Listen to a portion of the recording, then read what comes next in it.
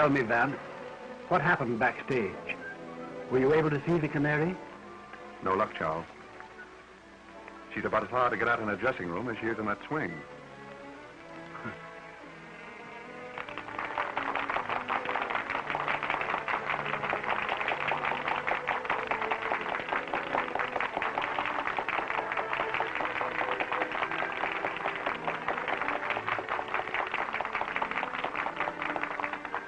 If you want an idea of what I ran into back there, let me point out a few of her admirers.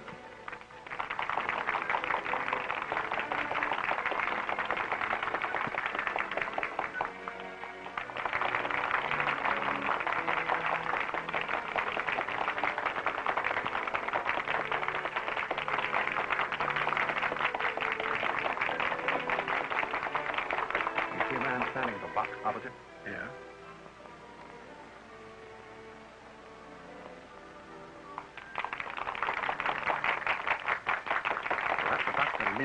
Oh.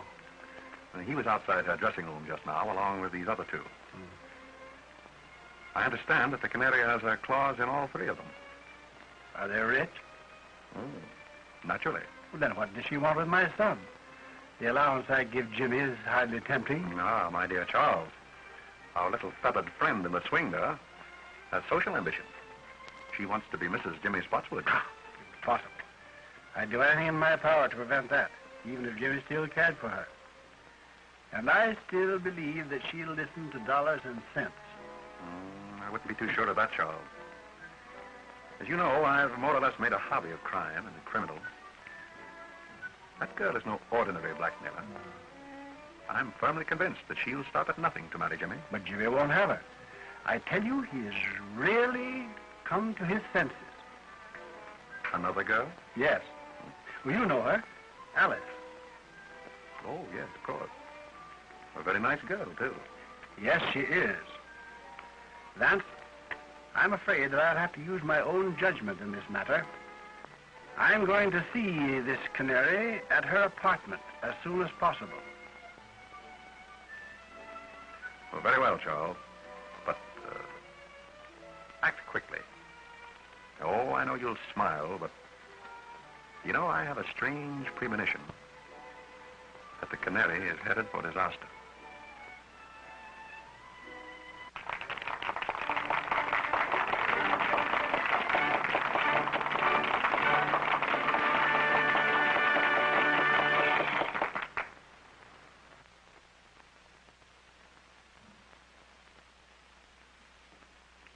Evening, Mr. Spotswood. Hello there. Shall I announce you to Miss Odell? No, don't bother. That's perfectly all right. Yes, very well.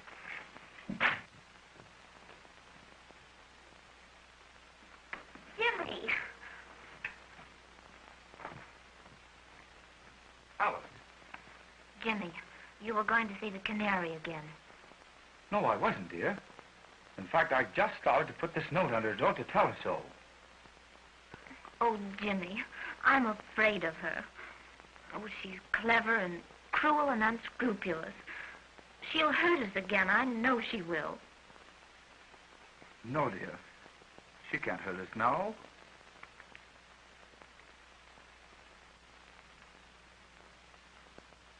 Boy, will you announce my name? Never mind. Yes, sir. Hello, Jimmy. Why, hello, Dad. Good evening, Alice. Good evening, Mr. Spotswood. You know, I'm delighted that you and Jimmy have made it up again. Well, thank you. You know, I'm going to try to show you that all showgirls aren't like, well... Like the canary, eh? Yes. Yes, I want to talk to her. Do you suppose she's home yet? I suppose so. No, Dad, you're a regular guy for helping me on this thing. You know, if the canary ever came between Alice and me again, I don't know what I'd do. I don't know what I'd do. It's all right, Jimmy. I'll do everything I can. Shall I go along with you? No, I can handle this better alone. I'll send in my name now.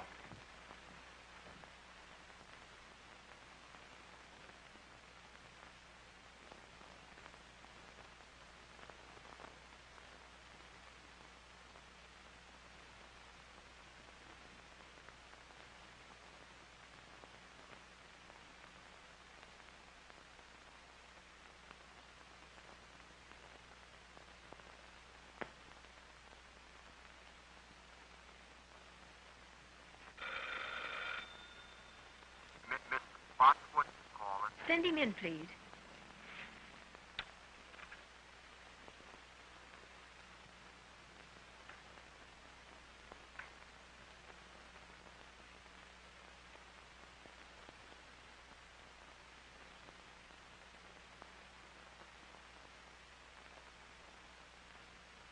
Good evening, Miss Odell. Good evening.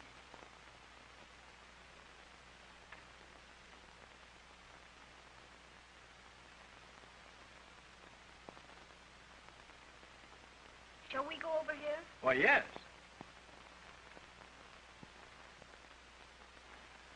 Will you sit down? Thank you. Well, I don't think we need waste any time, Miss Odell.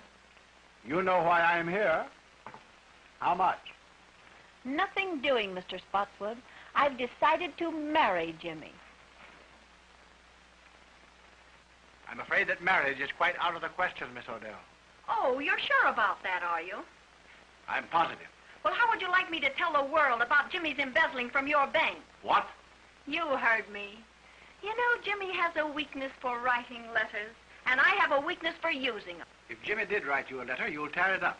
Now, before I leave here.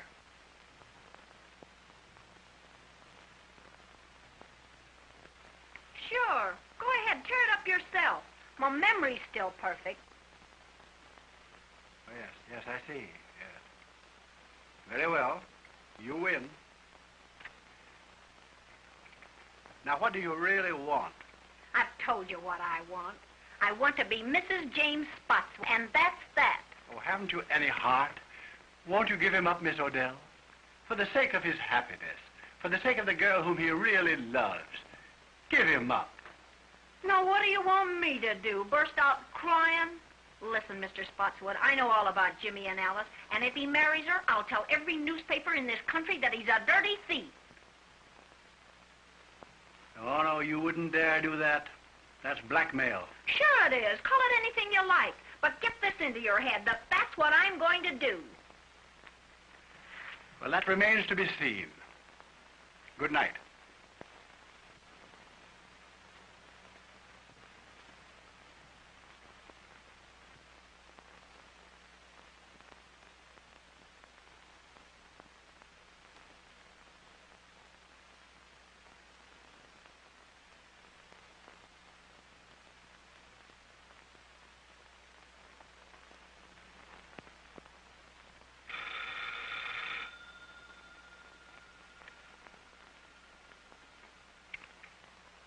Mr. Cleaver, please. This is Mr. Cleaver speaking. Not the Mr. Cleaver, the great reformer. Yes. Well, this is your favorite weakness. Margaret! Don't get nervous, baby. I've got some news for you. Good news? Yes, darling, I'm going to marry young Spotswood. Well. May I send you my heartiest congratulations? You bet you can, but send them from Tiffany's. What's that? You heard me, and send me one of those fancy autographs of yours on a nice, fat check. I'm very sorry, but I'm afraid I shall have to refuse. Ah, be yourself. Big reformers who lead double lives can't refuse. Now look here. I'll see you dead first. Listen, You'll be here after the theater with the dough and like it. The little rat.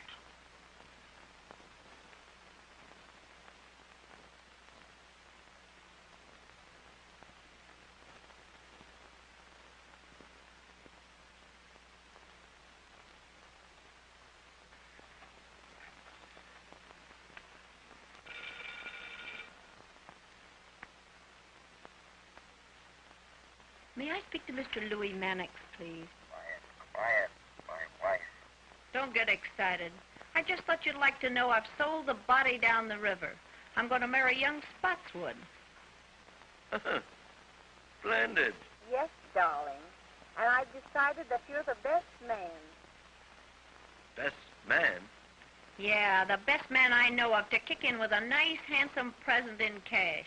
Oh, see here, you know I can't afford. What do you mean is, you can't afford to let the ball and chain know what a big-hearted Santa Claus you've been. Now, look here, I've told you what I'd do to you if you ever got to The wife? Forget that bunk. And be on my front porch after the show with that Jack, or I'll get to your wife all right.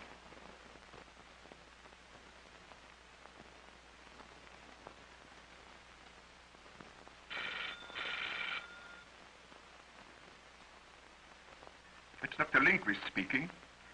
Oh, yes, Dr. Lindquist. How would you like to do me a little favor? Why, certainly, Margaret. I'd do anything for you, you know. How would you like to go jump in the lake? Oh, Margaret, don't joke with me. I'm not in a mood for it. Ah, get wise to yourself. I'm through with you. You give me the willies. I warn you, Margaret. I'm desperate. If I can't have you, no other man shall ever have you alive.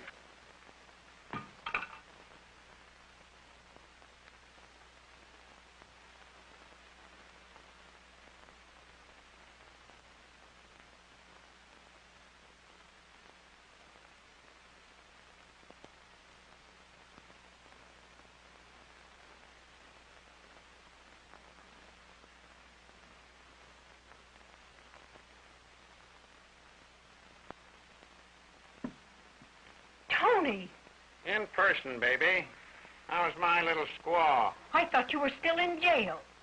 Well, I got tired of the big house, Mrs. Skeel, so I dropped in to see my little wife. I'm not your wife. How come? I divorced you 6 months ago. Yeah? Listen, baby. A little thing like a divorce don't mean anything to me. I heard you taking those suckers down over the phone. And I'm in and in on the works. 50-50. You big crook. You're not in on this one. Don't, you big heel. Say, I ought to bump you off. You're doing your swing for it. Yeah? Well, maybe it'd be worth it. Now get this. I'm in on this racket. I'll be back for my cut. Yeah? Try and get it.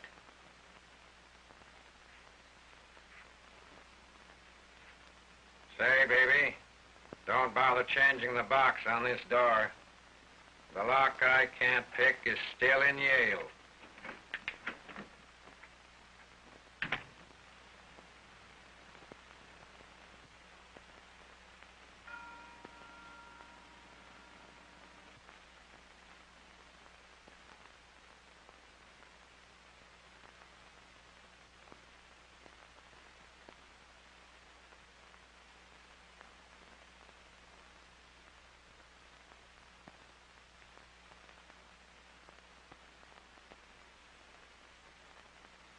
Miss Odell, may I see you for a few moments, please? It won't get you anything, but come ahead. Thank you.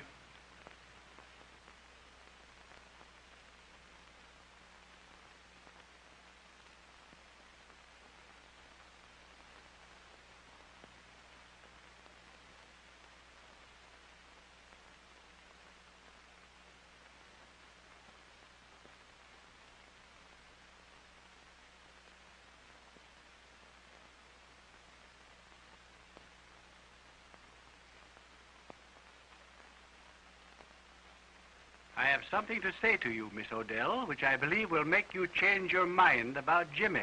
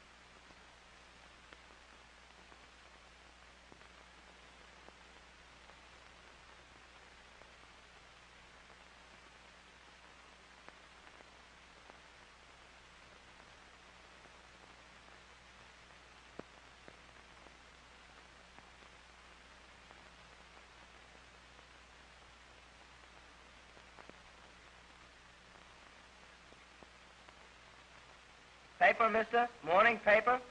No. No. No.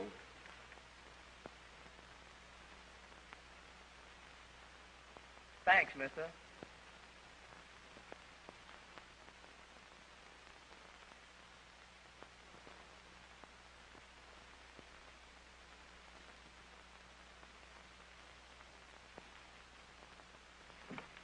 Very well, Miss Odell. That suits me perfectly. Think it over tonight, and I'll come for your answer in the morning. Good night.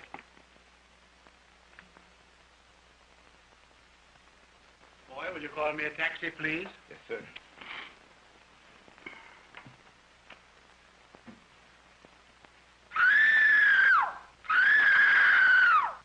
Well, what's that?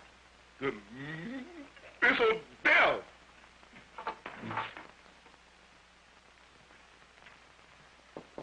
Miss Odell, what's wrong? Something startled me, Mr. Spotswood, but I'm all right now. Are you sure you're all right? Yes, quite sure. Run along home and come back in the morning. Oh, very well, then. I'll see you in the morning. Good night.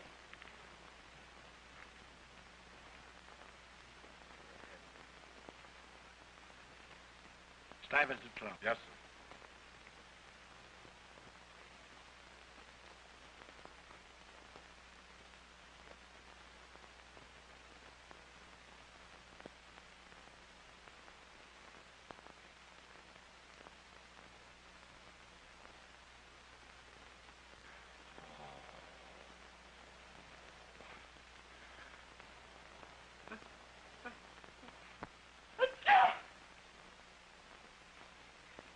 Say, fella, what's the big idea in you coming in here late? Who, me late?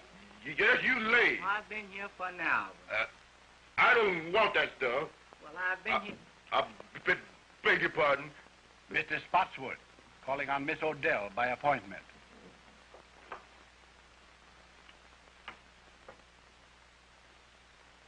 She don't answer. Has she gone out, do you think? I've been on all night. And you haven't seen her go out? No, sir. That's funny. Do you suppose she can be ill? But we may go and knock. Yes, let's do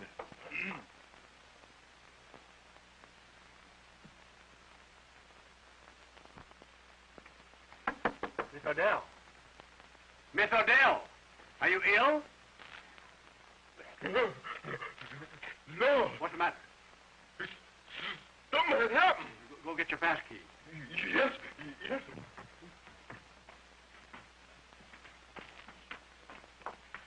Say, fella, he's running to get a cop. And say, he get a big one, too.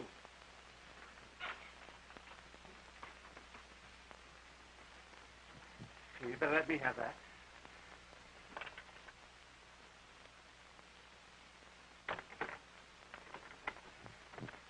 What's the matter here? Something's happening there. Sure, better take that key and go in.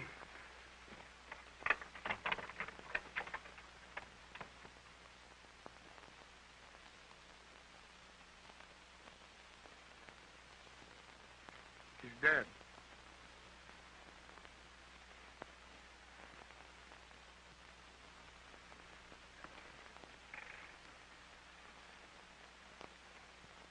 Police headquarters, please. Patrolman Cassidy speaking. There's a woman dead at 184 West 71st Street. It looks like murder. Okay, Cassidy.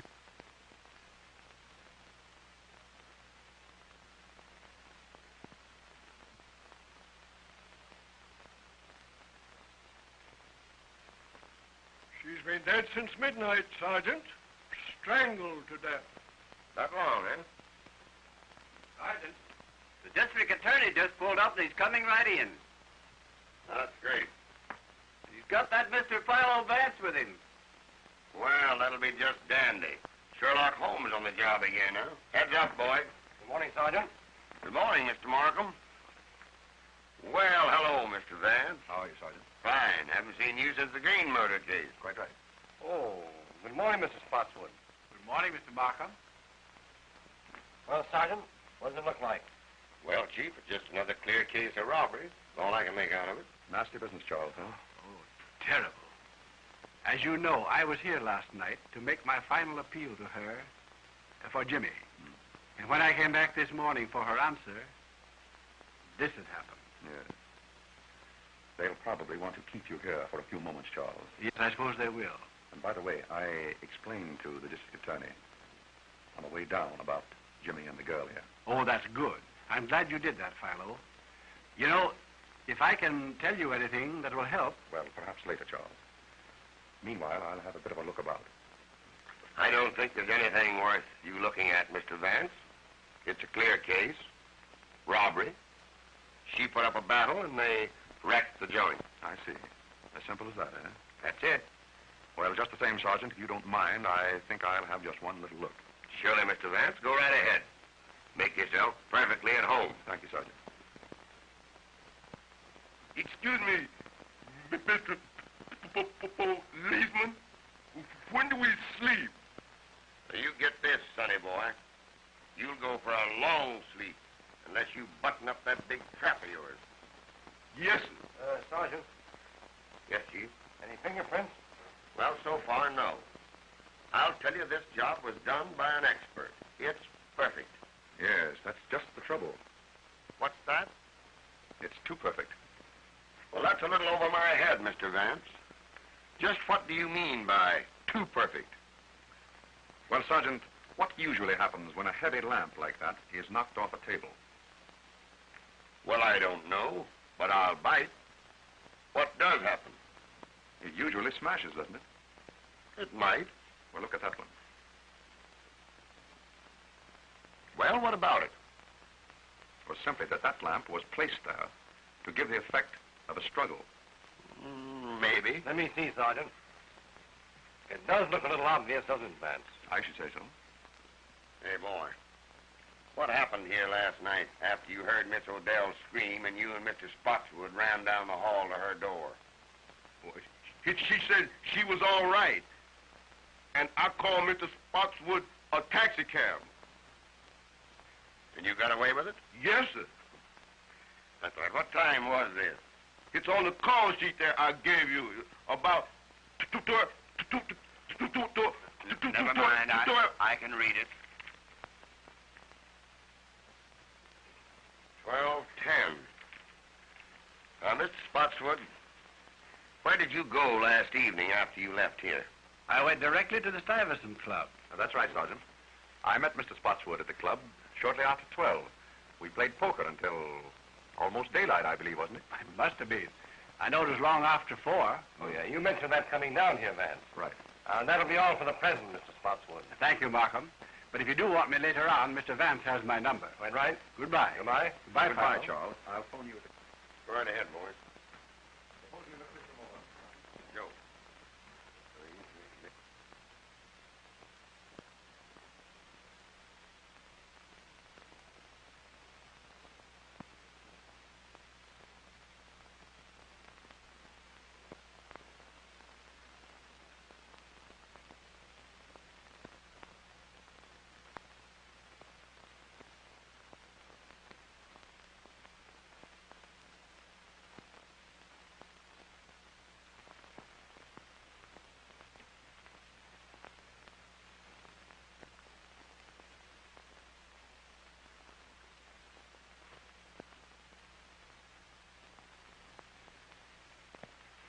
Oh, Sergeant, would you step over here for a moment, please? All right, Mr. Vance. What is it now? Do you observe anything peculiar here?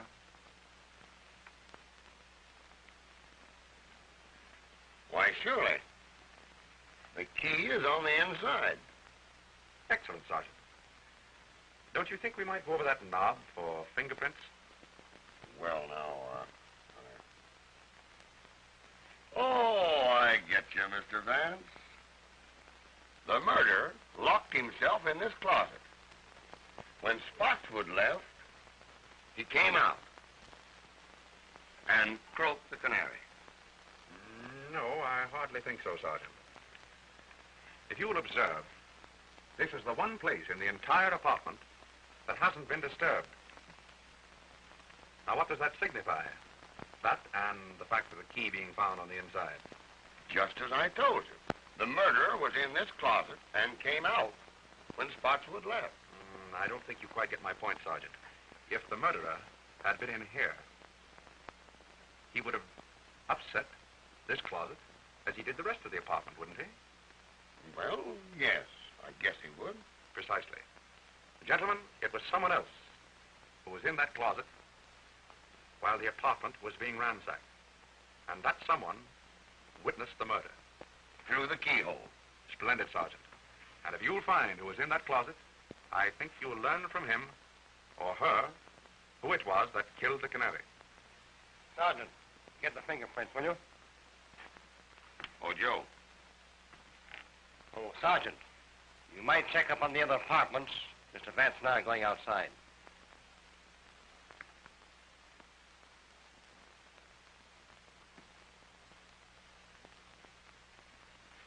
You, come here. Yes, sir. Who lives in that apartment there?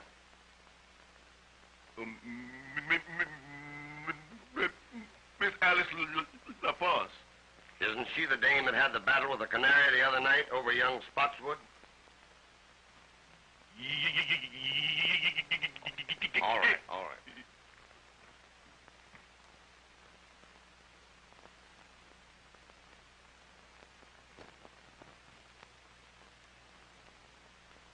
Impossible to get in here.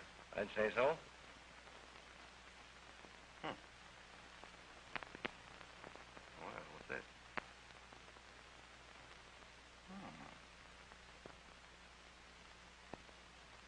That's odd. May prove very interesting. What do you think? I see, Miss LaForce. I see. But you and the canary had a fight over young Spotswood, didn't you? Why, yes. We did have a fight. You see, she took Jimmy away from me and got him into trouble. But that's all over now. Jimmy and I made it up just the day before yesterday. You didn't see young Spotswood last night, did you? Why, yes. He brought me home from the theater. Uh-huh. So he was hanging around here last night, was he? Yes, but he was with me until after 1 o'clock. Now, wait a minute, lady. Wait a minute. You save your alibis till we get you down to headquarters. Go slip on your things. Why, look, you don't think that... Put 'em on. Oh, Mr. Vance, I'm frightened. Well, now, don't you be worried, Alice. Just you do as the sergeant says. All right.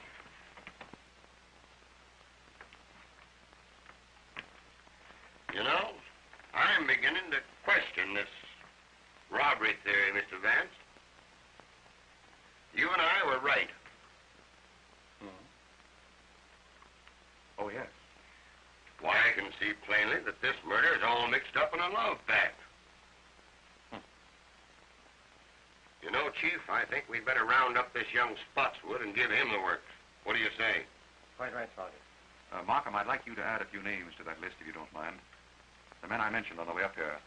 Dr. Ambrose Lindquist, John Cleaver, and Louis Mannix.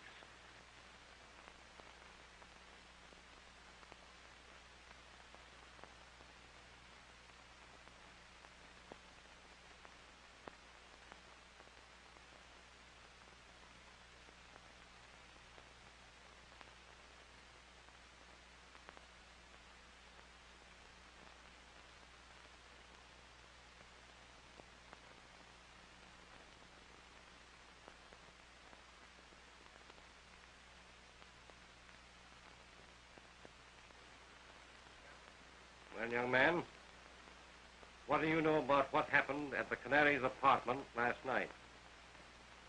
Nothing. But look here, sir. That has nothing to do with Alice. I mean, Miss LaForce. The papers say the Canary was murdered before midnight. And I tell you, we were together the whole time. It isn't fair to hold her. You haven't the right. Now, Jimmy, don't get worked up. Everything's going to be all right. Why not interview the others first, Markham? Very well. Gordon, take Mr. Spotswood out in the other room and hold him there. I'll talk to you a little later, young man.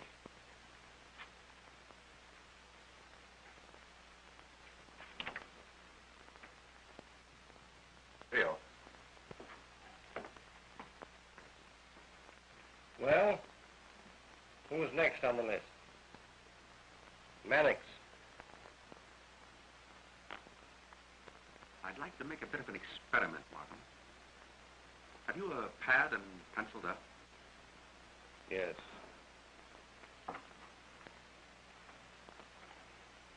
There you are. You have that newspaper handy? Yes, right here. All ready? All right.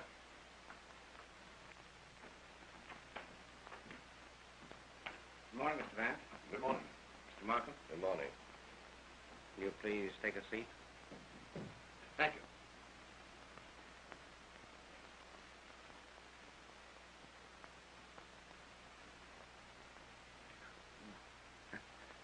Sorry. Mr. Mannix, there are a few questions I'd like to ask you. Questions? What about? I don't know anything about this. It was a great shock to me. What was a great shock to you? Right. I thought perhaps you were going to ask me about the canary. Exactly. You read my thoughts, Mr. Mannix. Did you ever see that necklace before? Why, yes. Fact is, I gave that to Canary. Little token of esteem. Nice girl, the Canary. I'd met her once or twice. A casual acquaintance. Rather an expensive gift to give to a casual acquaintance, isn't it? Do you know that the Canary was strangled with that necklace?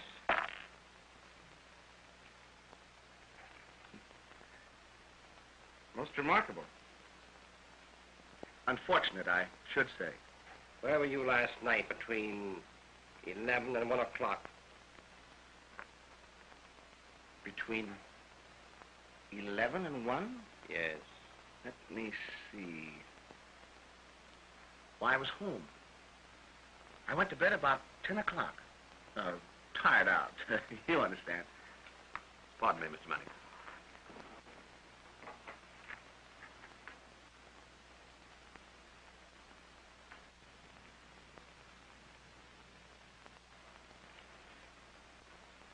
Any comment to make, Mr. Mannix?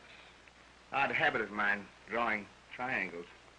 Mr. Mannix, if you were in your bed last night at 10 o'clock, how did you manage to drop that newspaper just outside the Canary's apartment? That edition isn't on the streets until 11.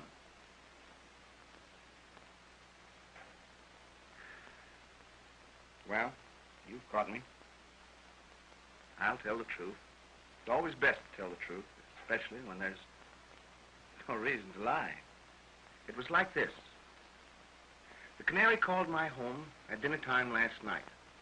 Most embarrassing. Mrs. Mannix was with me. I had omitted to tell my wife about the Canary. She wouldn't have understood. The Canary told me that she was going to be married and wanted to see me. Said that I should come to her apartment at 11 o'clock. Well, I couldn't argue over the phone. The missus was listening. So I said, all right. So at 11 o'clock, I went to the Canary's apartment. I entered the hall by a side door and went directly to her apartment. I was about to enter when I heard voices inside. I listened. There was a man in there, and he was arguing. Of course. Well, that was no place for me. So I returned home without seeing the Canary or entering her apartment. Well, that'll be all the questioning for the present, Mr. Mannix, but I'll have to ask you to wait in the outer office. I may want to speak to you later on. Oh, well, won't you let me go home? I'll get in an awful mess with my wife. I'm sorry, you'll have to wait. Oh, Mr. Markham, I wouldn't run away. Melfield. That'll be all.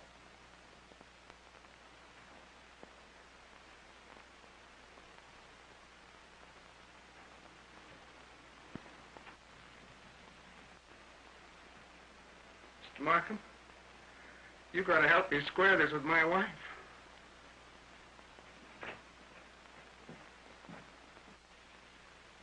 We will now have Mr. Cleaver.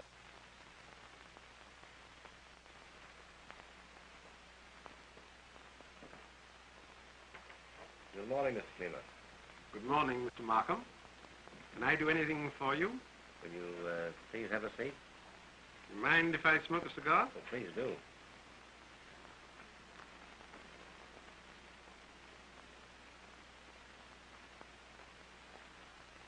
Mr. Cleaver, do you mind if I ask you some questions? Why, of course, if I can be of any help. Where were you last night between 11 and 1 o'clock? Motoring up the Hudson in the moonlight, alone. So I don't see what that has to do with the district attorney's office. Well, only this, Mr. Cleaver. If you were indulging in the nocturnal beauties of nature along the Hudson last evening, how does it happen that this cigar band, bearing your initials, was found just outside the Canary's window at an early hour this morning?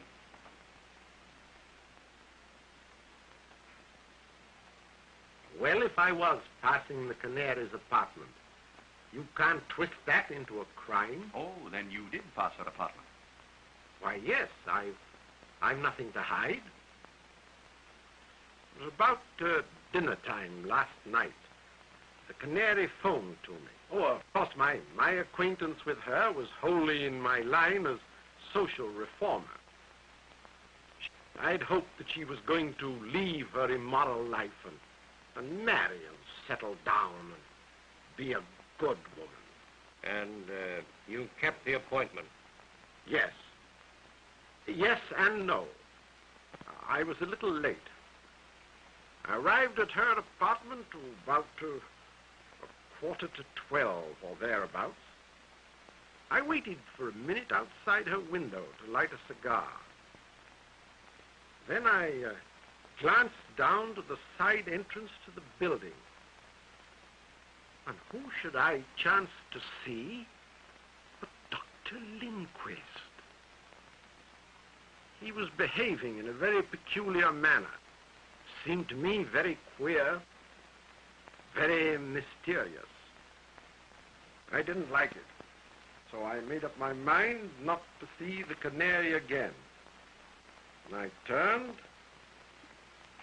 and walked back home. I'm a busy man, and I hope you'll excuse me. I'm very sorry, Mr. Cleaver, but I'll have to ask you to wait in the outer office. I might want to question you again. You mark my words, Markham. You'll be sorry for this. Well, I'll take my chances, Mr. Cleaver.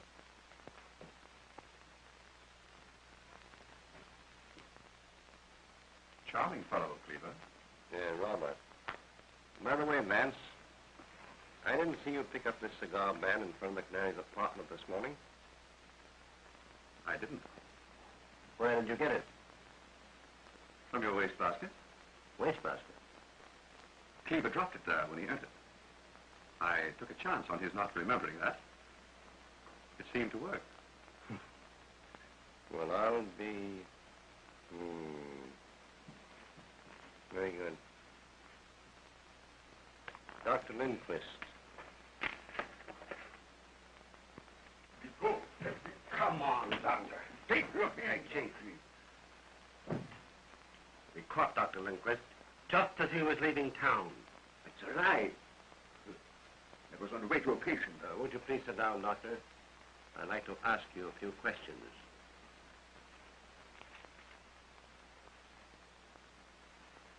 Doctor, where were you last night between 11 and 1 o'clock? None of your business. It is some of my business. You were seen coming out of the Canary's apartment at midnight. Yeah, not so fast, Doctor. Calm yourself, Doctor.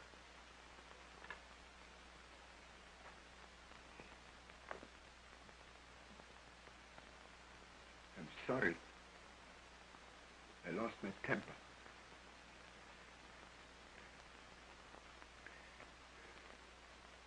I'm under a terrible strain. I love the canary dearly. And I'm terribly upset. Do you know that the canary was strangled with that necklace?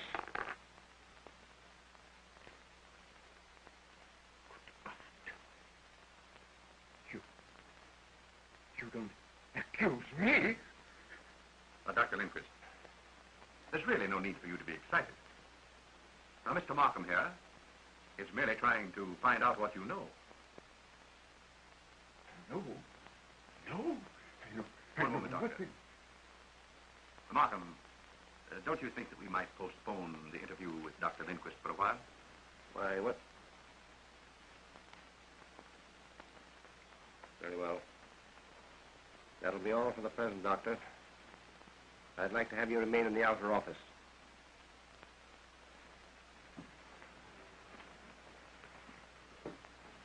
Come on, Doctor.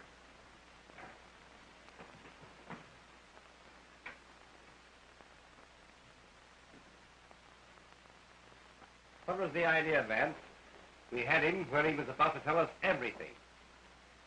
Well, on the contrary, Markham, in his present extremely excited condition, I very much doubt if he would have told us anything.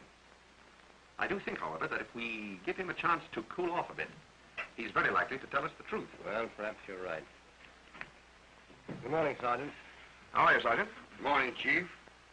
Hello, Mr. Vance. Take a slant at those. There's the canary's jewels. They were found in an ash can about a block from her apartment this morning. I guess that kind of disproves the robbery theory. We were right, Mr. Vance. I say we were right. Oh, yes. Yes, apparently we were, Sergeant. Now it's up to us to find another motive.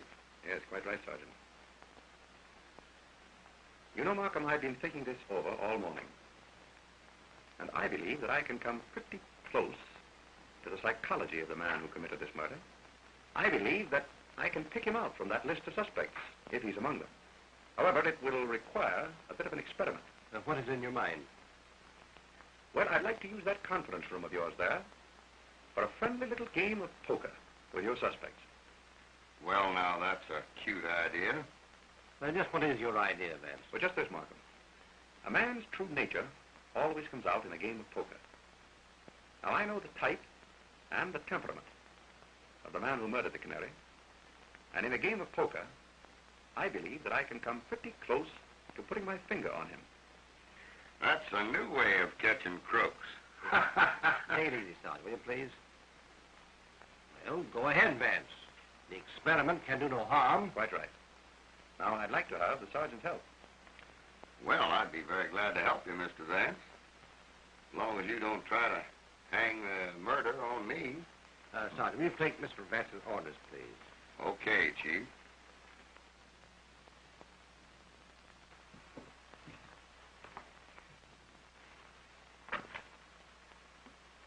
Will you get me a deck of cards and have some poker chips handy just outside there? That's easy. Then bring in the suspects and impress upon them that they may be detained here for quite a while, possibly 2 or even 3 hours. Well, that's okay, Mr. Vance, but how are you going to get these suspects into this poker game without it appearing phony to them? Well, Sergeant, I rather think that the power of suggestion will take care of that. Oh, power of suggestion. Exactly. Now, Sergeant, look in from time to time. And when I pull my handkerchief from my pocket, so, break up the game by telling them that they're all free to go home. Understand?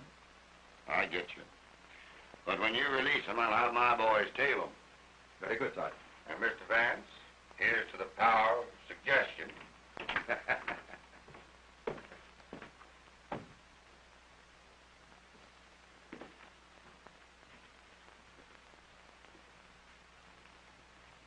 Jimmy?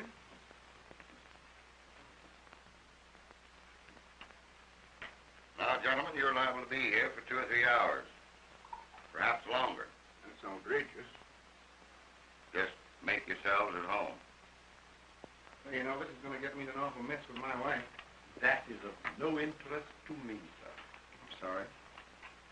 What's the idea, Mr. Vance? Well, what are they going to do with Alice? Now, Jimmy, don't you worry. Nothing's going to happen to Alice. Say, Mr. Vance, you know, this is going to get me in an awful mess with my wife. My wife's a wonderful woman and all that, but sometimes she just doesn't understand me.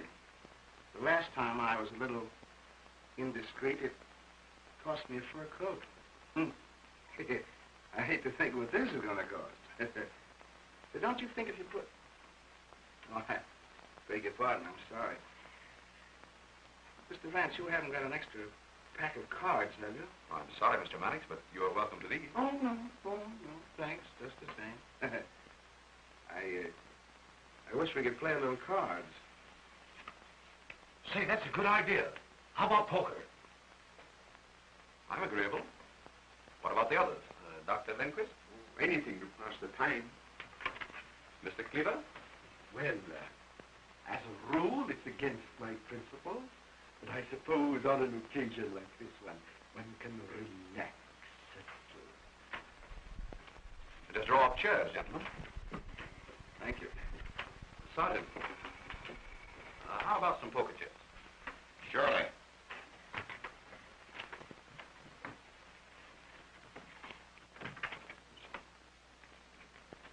Chief. Yes? Mr. Spotswood is here. Coming in. Come in, Mr. Spotswood. Good morning, Mr. Spotswood. Good morning, Markham. Good morning. I say, Markham, what are you holding Jimmy for? Surely you're not accusing him. No, of course not. We're simply trying to find out what he knows, that's all. Oh, yes. Where is he now? Why, in the other room there with Vance. May I see him? Why, certainly, of course it would. Vance, Mr. Spotswood is here. Oh. Hello, Dad. Oh, hello, Jimmy. Good morning, Charles. Good morning, Philo. Dad, what are you doing here? I came to be with you, Jimmy, while you're detained. Oh, by all means. We've just started a little game of poker here, Charles. Would you like to join? Come on, Dad. Fill in. Take a head. Well, all right. I'll sit in. That'll be fine. Suppose you take that chair, Charles. Thanks. Gentlemen, this is Mr. Spotswood. Mr. Mannix. And you, Mr. Manning. Dr. Lindquist. Doctor. And Mr. Cleaver. Mr. Cleaver. How do you do? Shall it be jackpots, gentlemen? Why, yes, anything. Yes, the Mrs. and I usually play jackpot.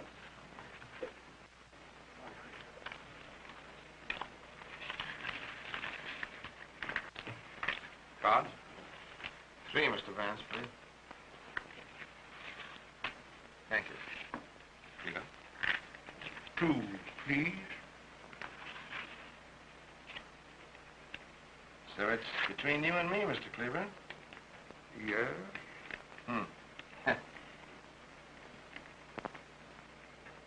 I'll bet a white one.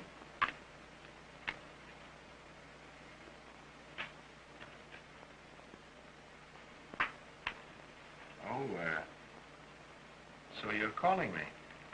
Yes? Well, just open this. Pair of jacks.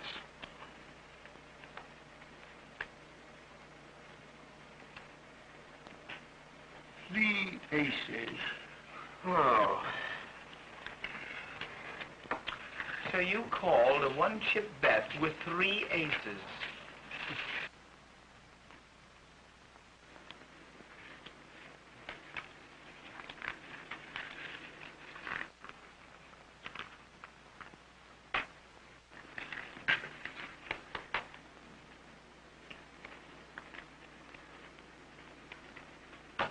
Open. I'm out.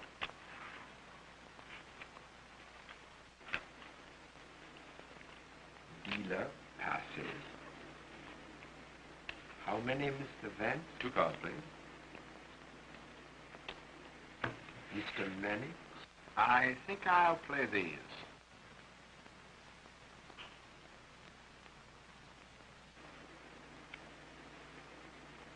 I'll check the bet to you, Mr. Manning.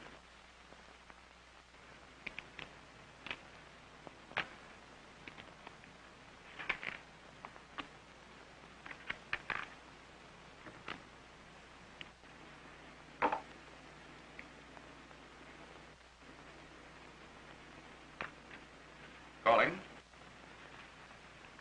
9, 8, 7, 6, 5. And they're all spades.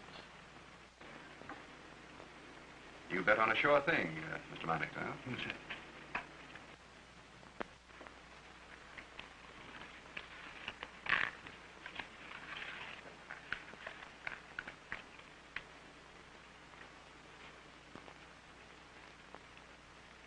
I open for 1. I'll stay. Oh, let's make it a little more interesting. 10 more. Well, that lets me out. I'm out. And me. I'll stay with you, Charles. Cards, gentlemen. 3 for me. 1, 2, 3. Mr. Spotswood? I have plenty.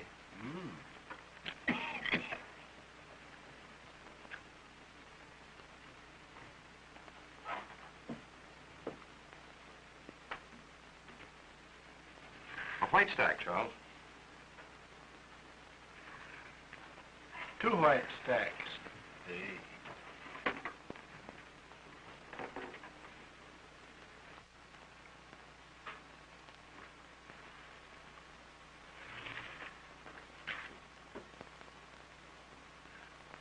Up 2 chips, Charles.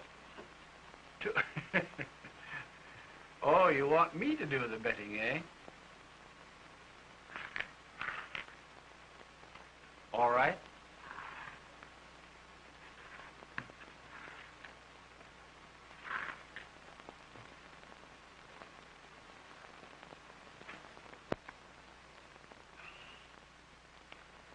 I'm afraid I'm overcome by curiosity. What have you? 2 deuces. They're good. They're what? Well, why the philanthropy, fellow? Well, I had ace 5.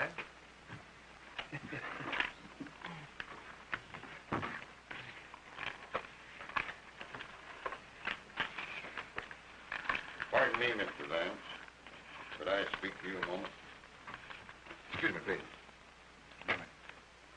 We've traced the fingerprints, and this is the bird that was in the closet and saw the canary murdered.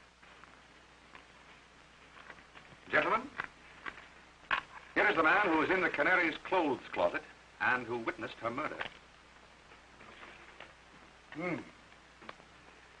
Well, I shouldn't like to be the man he saw. Thank goodness he didn't see me through the keyhole.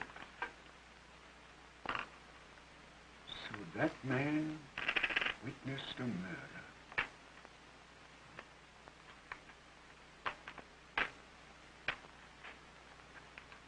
Singularly unattractive countenance. Well, if he knows, why doesn't he tell who did it?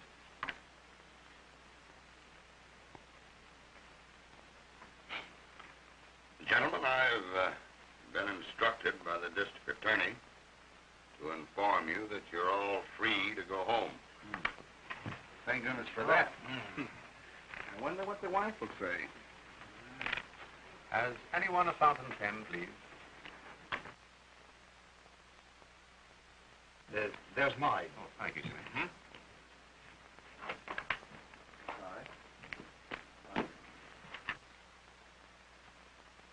Now, what I didn't tell you about this bird, Mr. Vance, in front of the others, is that he phoned in and said that he'd be in the district attorney's office tomorrow and spill the whole works. He says that he saw the guy that croaked the canary. And he'll come in and tell us who it was. Now, we haven't been able to locate him yet, so I guess we'll just have to wait.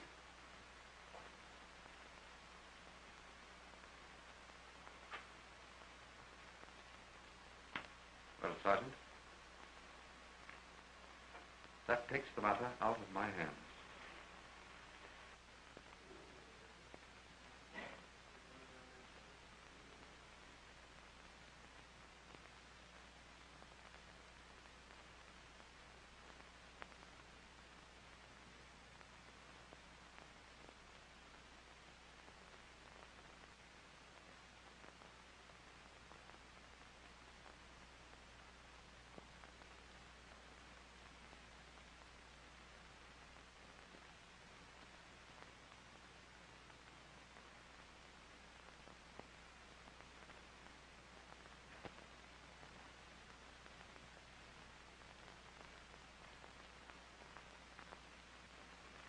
Markham, there can be no doubt of it. The same person who strangled the canary strangled Skeel. This new murder was done to cover up the first. Skeel was obviously blackmailing the canary's murderer. He threatened to inform the police of what he had seen through the keyhole of the closet. And when the murderer learned yesterday at the poker game that the police knew who had been in the closet, he put Skeel out of the way at the earliest possible moment. I believe you're right, Vance. Oh, but...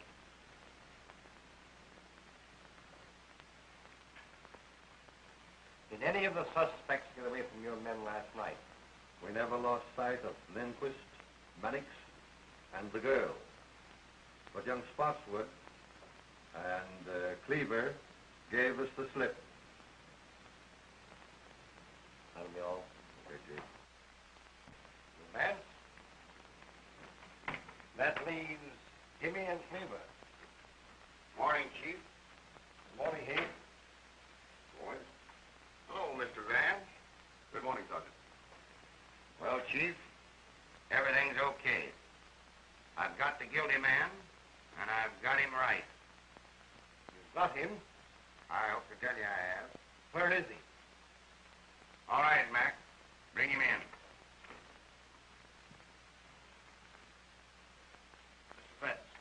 Jimmy, this fool arrested me this morning at breakfast for the murder. Why, it's just like shooting fish in a tub, Chief. I've got all the dope and I've got it down pat. Motive and everything. Now, this Dame Alice croaked the canary, jealous because she'd stolen her fellow. The kid here bought Skeel off to shut his mouth and to protect the dame. A lie. That isn't all, Chief. I've got the evidence. And it's not psychology, Mr. Vance. Mr. Vance, he lies. He hasn't any evidence. He couldn't have. Just a minute, Jimmy. Sergeant, what is your theory? Well, I don't go on theory. I use cold facts, Mr. Vance. Now, you wait a minute. Did you ever see that pen? Yes. It's mine. You bet your life it's yours. Take a look at that pen, Mr. Vance. Chief? Well? Now listen to this. This morning I found that pen on the floor there by the table where Skeel was murdered. And the kid here admits that it's his.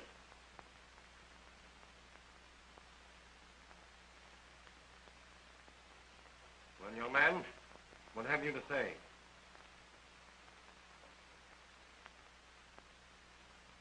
Yes, I killed them. Both of them. I guess that does it, Chief.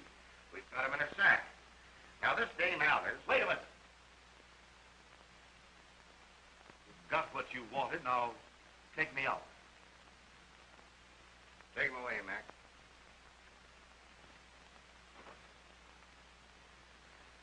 Well, I'll see you later at the office, Chief. All right.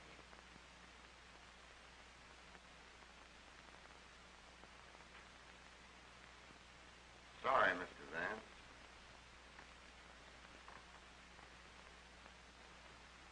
Vance, I guess that closes the case.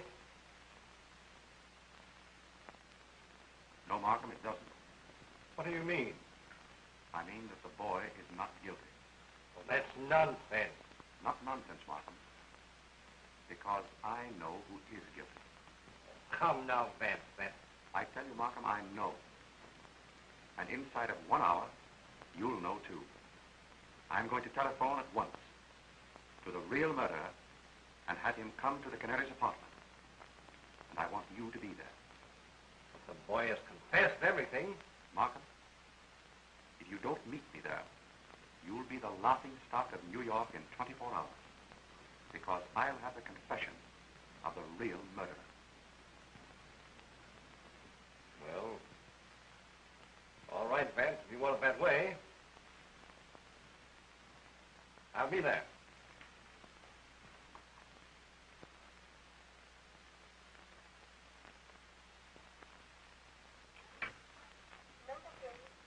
Bayview 2121.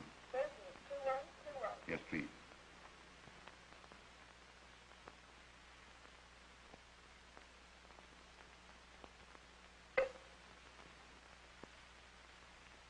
This is Philo Vance.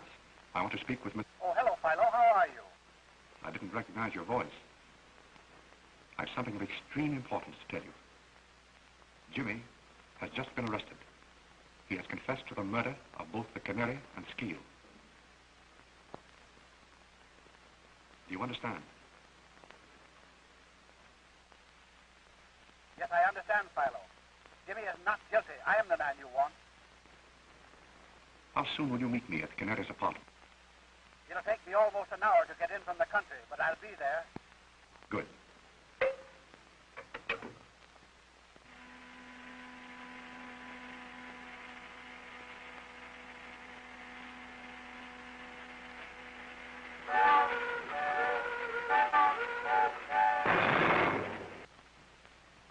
It's been over an hour now, Vance. Don't be impatient, Markham. He'll be here.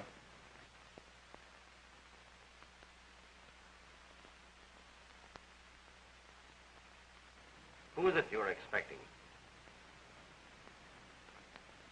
You wouldn't believe me if I told you.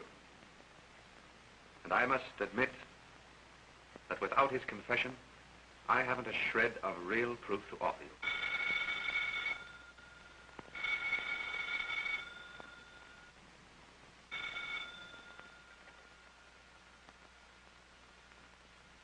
Hello? Yes?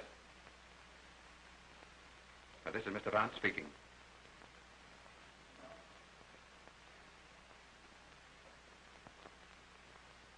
What? Yes. All right. What is it, Vance? Spotswood has just been killed in a motor accident. Spotswood killed?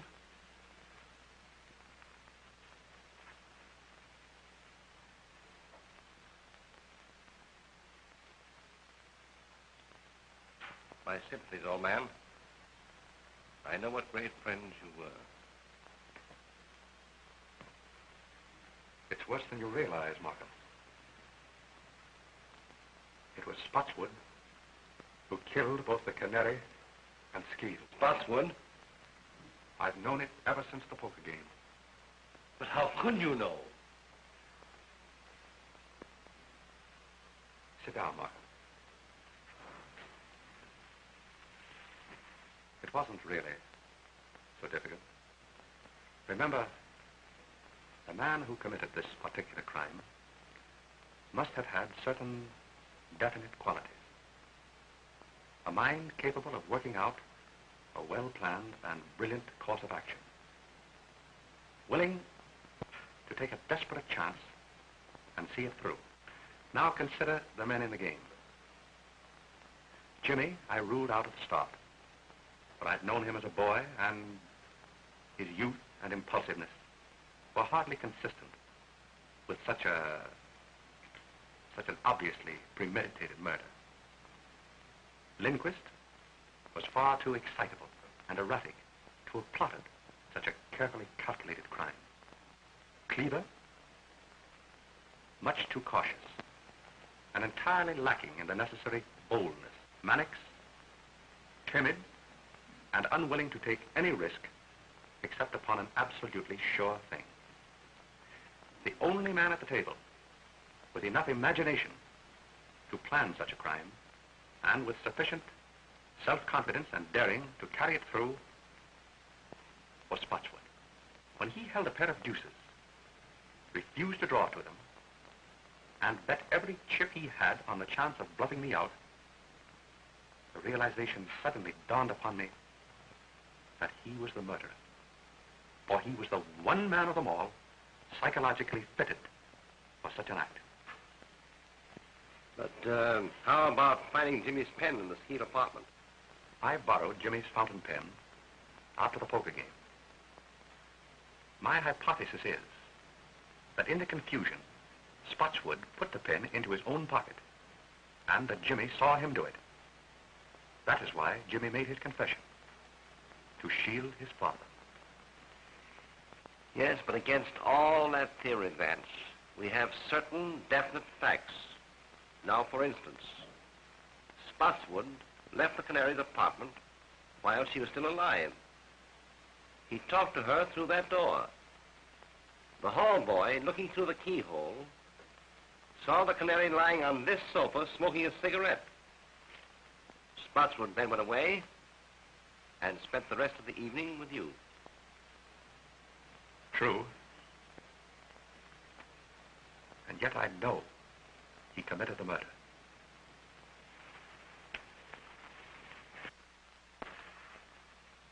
I've got to find out how he did it.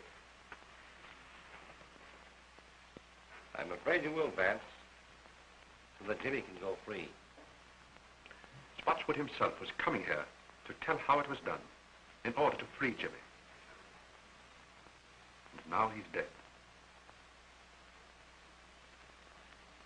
I've got to solve it.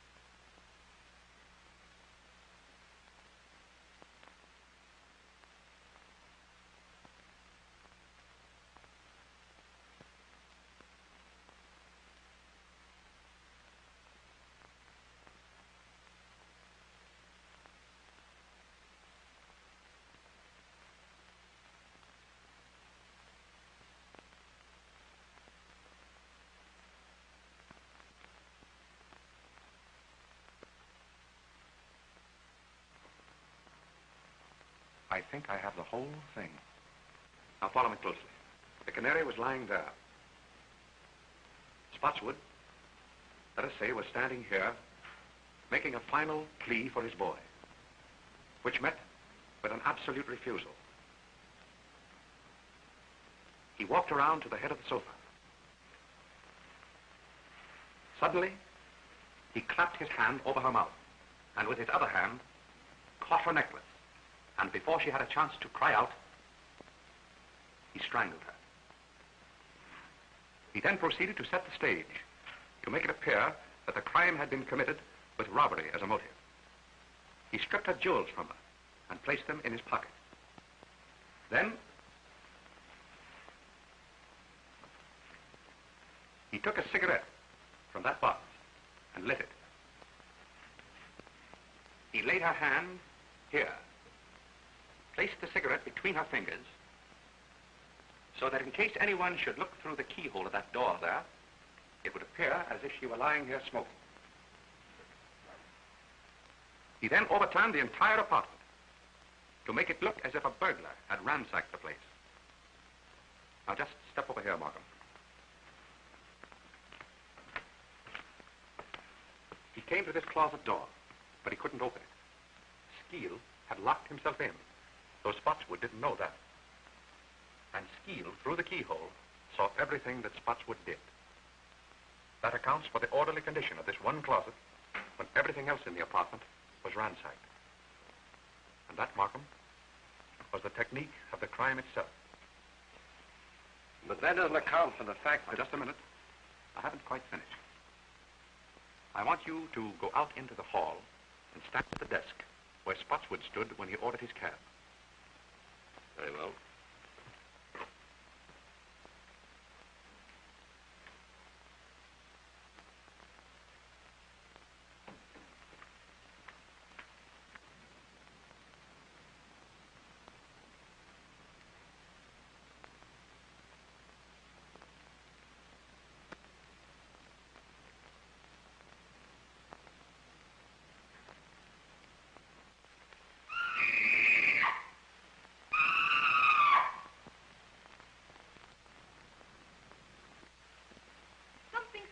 Me, Mrs. Spotswood.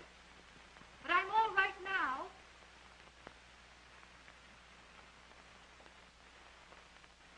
Yes, quite sure. Run along home and come back in the morning.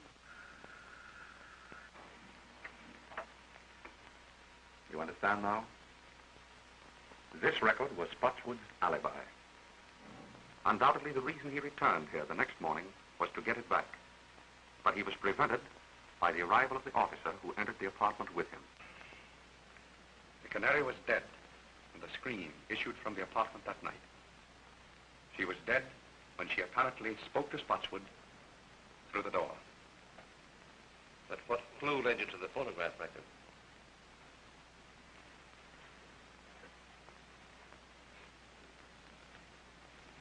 It was this magazine. That is hardly a magazine the canary would have read. So I concluded that someone else must have brought it here. Then, in running through the pages, I happened to notice this. Look closely. You see it? Why, yes, the imprint of a large circle. And on the opposite page? And the same thing. Precisely. As if a disc had been pressed between the two pages. That brought to my mind the thought of a phonograph record. And suddenly, the whole plot became clear to me. It was the only way that Spotswood could have committed the murder and have produced a voice in the apartment after the canary's death. But I can't understand how he could have reproduced the canary's voice. It wasn't the canary's voice, Markham. Spotswood made that record himself. Probably it was his own voice, in falsetto. And remember, it was only necessary to fool the houseboy and for a closed door. Yes. I can see it all now. He played the game shrewdly and boldly. It was Jimmy's whole life's happiness that was at stake. And Spotswood risked his own life for his boy.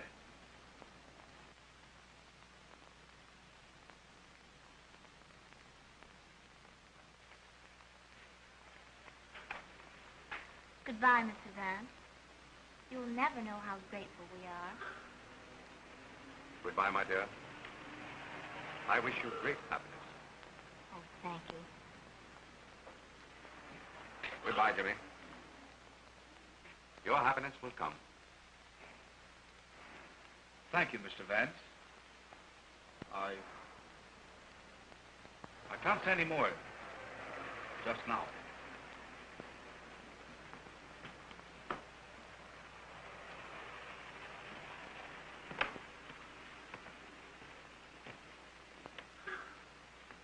Well, Mr. Vance? Well, Sergeant. I guess we put it over again. Right you are, Sergeant. Many thanks. Well, I'll be seeing you later. Goodbye. Goodbye, Sergeant.